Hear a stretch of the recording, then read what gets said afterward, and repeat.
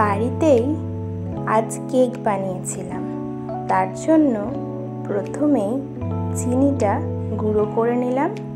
এবার কেক বানানোর জন্য যা যা লিকুইড ইনগ্রিডিয়েন্টস লাগবে সেগুলো সব একসাথে মিক্স করে নেব।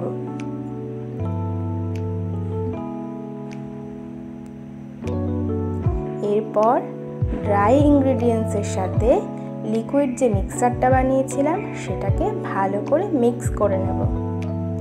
আর ড্রাই ফ্রুটসের সাথে একটু ময়দা কোট করে নিলাম, যাতে ড্রাই ফ্রুটসগুলো কেকের সব জায়গায় সমানভাবে থাকে।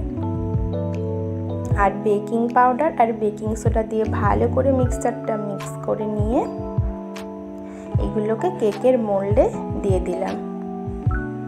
এইবার যেই পাত্রে কেকটাকে বেক করব তার মধ্যে দিয়ে দিলাম। ফাইনালি কেকটা রেডি হয়ে গেছে।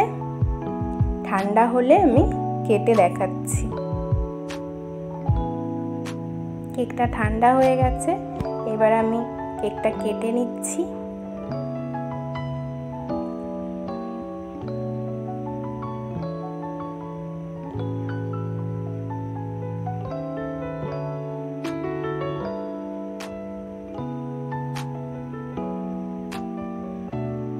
কেকটা খুবই সফট স্পঞ্জি হয়েছিল আর খেতেও দারুণ টেস্টি হয়েছিল।